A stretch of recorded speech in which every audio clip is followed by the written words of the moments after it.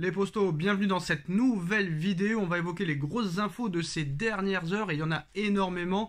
Est-ce enfin le grand coup de balai tant annoncé qu'on attend depuis plusieurs années? C'est peut-être la bonne, comme tous les ans, j'ai envie de vous dire. Nono est avec nous. Salut Nono. Salut Sacha. Alors, on nous annonce encore une fois, Nono, comme tous les ans depuis maintenant 2017, on va dire, le grand ménage, le grand nettoyage, le grand coup de balai, la grand coup de lessiveuse, très clairement. Deux cadres, voire trois cadres du vestiaire sont poussés très sérieusement vers la sortie. Comme l'été dernier, les Rouges et Bleus tentent de se séparer de Neymar, prolongé en 2021 jusqu'en 2027. Le Brésilien a connu une saison contrastée avec une longue blessure à la cheville qui l'a éloigné toute la fin de saison. Un nouveau coup dur qui a fini par convaincre Paris de le vendre, sauf que Neymar émerge à un salaire de près de 40 millions d'euros bruts. Donc forcément, les prétendants ne sont pas légion ces dernières semaines. Mais Nono, à l'heure où on parle, Pini Zahavi, l'investigateur un petit peu qui avait amené Neymar du Barça au Paris Saint-Germain en 2017 pour le plus gros transfert de l'histoire du football, fait à l'heure actuelle tout son possible et pousse très fort pour boucler l'arrivée et le transfert de Neymar à Chelsea. Todd Boehly est prêt à mettre 50 millions d'euros sur la table pour avoir Neymar dans son équipe. Pour rappel, Chelsea ne participera pas à la Ligue des Champions la saison prochaine. Et en plus de ça, Nono, depuis que Todd Boehly a racheté le club à Abramovich, c'est un petit peu le Club Med là-bas. Donc j'ai envie de te dire, ça pourrait plaire à Neymar. Hein. Alors en plus de ça, bon, Manchester United ou encore Newcastle ont un temps été cités, mais à l'heure où on parle, c'est Chelsea le grand favori, Nono, pour boucler l'arrivée de Neymar. Et Pini Zahavi pousse très fort dans ce sens. Honnêtement, Nono, est-ce que tu penses que Pini Zahavi, l'homme qui a fait venir Neymar au Paris Saint-Germain, pourrait être la solution pour le faire partir? Eh ben, tout à fait. Déjà, premièrement, il est très fort. C'est un des agents les plus forts qu'il y a sur le marché. Bon, maintenant, je vais te dire, le nouveau propriétaire de Chelsea, c'est encore pire que les Qataris. Il connaît encore moins le football que les Qataris. Donc, tu as dû regarder ce qu'il a fait en recrutement par rapport et les résultats qui sont survenus. Donc, Chelsea, destination plus que possible. Je rajoute un petit mot et je te laisse continuer. Neymar, il faut en finir. Monsieur a été fêté le titre du Barça. Donc, ça veut dire quoi? Le Barça, c'est leur club. Et nous, on est leur banque. Voilà, la supercherie, la grande supercherie. Et pourtant, je l'ai défendu, le mec. Hein. Mais là, tu t'aperçois que c'est la grande supercherie. Ils sont vraiment venus pour l'oseille. Alors Nono, est-ce que tu peux parler un petit peu plus fort et te rapprocher du micro? Alors, très clairement, pour faire partir Neymar, le PSG envisage plusieurs options. Un transfert sec, c'est la priorité pour se libérer du salaire et avoir une somme d'argent. Un prêt en prenant une partie du salaire ou résiliation du contrat à l'amiable. Et ils ont proposé aussi à Manchester City un échange avec Bernardo Silva pour récupérer le Portugais sans rien payer. Honnêtement, Nono, entre le transfert sec, un échange avec Silva pour ne rien payer, une résiliation du contrat à l'amiable, un prêt en prenant une partie du salaire, quelle serait la meilleure opération? Même en prêt, même si on pouvait faire qu'un prêt, ça serait bien. Non, mais la question est, quelle serait la meilleure opération? La meilleure opération, ça serait de vendre, bien sûr. De récolter un petit peu d'oseille, de limiter la casse. Mais déjà, il y a une piste qu'il faut oublier, c'est City. Il rentrera jamais dans les plans de Guardiola. Guardiola, c'est un tyran à l'entraînement, c'est un mec qui a peur de personne, c'est un mec qu'il faut courir, il faut être fit du 1er janvier au 31 décembre. Il n'ira jamais à City. Ça, j'en suis sûr et certain, je suis prêt à prendre des paris. Mais il faudra demander à Neymar s'il peut envoyer un micro neuf à Nono, parce qu'on l'entend pas super bien. Bon, bref, c'est les aléas du direct. Bon, après 6 années passées à Manchester City, Bernardo Silva espère connaître un nouveau projet la saison prochaine. Et Luis Campos et le Paris Saint-Germain en ont fait l'objectif et la priorité numéro 1 pour remplacer Lionel Messi. Luis Campos connaît très bien le joueur puisqu'il est celui qui l'a repéré en réserve à Benfica avant de le faire signer à Monaco en 2014. Les deux hommes ont continué d'échanger ces dernières années. En plus de ça, le PSG a un atout, c'est que Luis Campos est l'un des meilleurs amis de Jorge Mendes, l'agent de Mourinho, et l'agent en plus de ça de Bernardo Silva. En plus de ça, on sait que Mourinho c'est très proche de se faire. Tout ça est très cohérent et tout ça se concorde, hein, Nono. Hein. Ah ben on est tout à fait d'accord. Je pense que Silva, bon déjà la saison dernière voulait partir. Bon là il fait encore une saison étincelante avec City. Donc voilà, je pense que c'est possible qu'ils viennent à Paris. Très possible. Alors le Barça est sur le coup pour Bernardo Silva, mais avec les problèmes très clairement financiers, Paris a une longueur d'avance. En plus de ça, le Barça veut toujours faire revenir Lionel Messi et il ne s'en cache pas. En privé, Bernardo Silva ne cache pas aussi que la destination est tentante.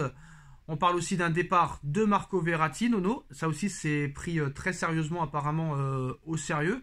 Alors qu'il y a quelques mois, personne n'aurait pu croire ça possible. Autre déception hein, cette saison, hein, mais Verratti, lui aussi, aurait lassé les dirigeants parisiens. Ça fait quand même depuis 11 ans qu'il est là. Ils sont prêts à le laisser partir malgré sa récente prolongation de contrat jusqu'en 2026. Arrivé en 2012, l'Italien a grandi à Paris, mais pour les dirigeants, il est temps d'enclencher un nouveau cycle. Cette fois sans le milieu de terrain italien, sa valeur marchande est estimée à 50 millions d'euros. Renato Sanchez pourrait déjà aussi plier bagage lors du prochain mercato estival. Arrivé l'été dernier, le Portugais a vu sa saison être polluée par des blessures et il n'a jamais réussi à s'imposer durablement. Départ d'Hugo Ekitike aussi. Alors en ce qui concerne les deux joueurs, ils conservent une belle cote sur le marché des transferts et ils voient une belle porte de sortie s'ouvrir. Alors Galatasaray voudrait faire coup double avec Mauro Icardi et Renato Sanchez. Il faudra se mettre d'accord avec le PSG et s'entendre avec le principal concerné qui pourrait être tenté par une aventure en Turquie. Alors que Galatasaray devrait remporter le titre de champion de Turquie et jouer la Ligue des Champions la saison prochaine. Cela permettrait aux joueurs de 25 ans de se relancer dans un environnement compétitif. Alors, départ de Neymar, peut-être. Départ de Renato Sanchez, peut-être. Départ de Marco Verratti, peut-être. Sûrement le départ de Lionel Messi. Sergio Ramos, on ne sait pas réellement. Peut-être que les retours de prêt, il y aura aussi des départs. Honnêtement, Nono, est-ce que tous ces départs sont réellement possibles? Et est-ce que enfin, on peut croire à ce grand ménage annoncé? Ou c'est encore très clairement une utopie? Eh ben moi, je vais te dire pourquoi j'y crois. Parce que là, déjà, ils viennent de renouveler Verratti. Et ils ouvrent déjà la porte pour un départ. Donc, ils se sont aperçus d'une chose. Verratti, et Dieu sait que je l'ai défendu, est inguérissable. Maintenant, il lui reste quoi? Il lui reste 60 minutes dans les jambes. Dépasser la 60e, tu le vois plus. L'hygiène de vie, toujours pareil. Le manque de professionnalisme. Encore une carrière gâchée. Parce que lui aussi, c'était un très, très grand talent.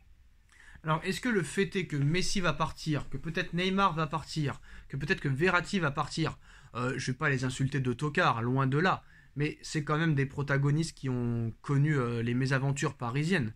Est-ce que de virer tous ces gars-là qui ont connu très clairement les déroutes et remettre du sang frais qui n'en ont pas connu, est-ce que véritablement c'est la vraie solution? Ah ben c'est la solution. Bon Léo c'est simple. Léo il n'a rien demandé à personne. Bon ce que je lui reproche c'est qu'il a presque envie de retourner au Barça, jeté comme une merde comme il a été. Là je suis un peu déçu. Bon Léo, 35 ans, bientôt 36, il a plus les jambes. C'est plus le Léo qu'on a connu à l'époque. Voilà. Donc si tu prépares pas l'avenir avec des joueurs de 35 ans, Ramos 37 ans, non, je pense qu'il y a une feuille blanche qui va arriver et on n'est pas, à mon avis, on n'est pas au bout de nos surprises. Alors du côté des départs, c'est bon, on connaît un petit peu la liste. Maintenant du côté des arrivées, pour remplacer Messi, Bernardo Silva, Skriniar va arriver en défense centrale.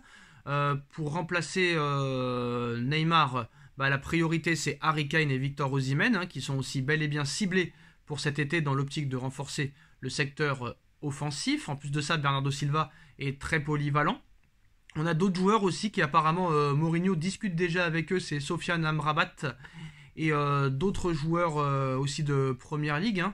On parle aussi, si je ne me trompe pas, de Evan Ndika du milieu de terrain aussi. Paris va toucher 2,5 millions si la Juve n'achète pas Paredes, donc ça fera aussi peut-être de l'oseille en plus. Et surtout, Nono, si Messi, Neymar, Verratti, Ramos, Sanchez, tout ça s'en va, la masse salariale va considérablement baisser et s'améliorer. Et là, très clairement, tu peux peut-être reconstruire une équipe.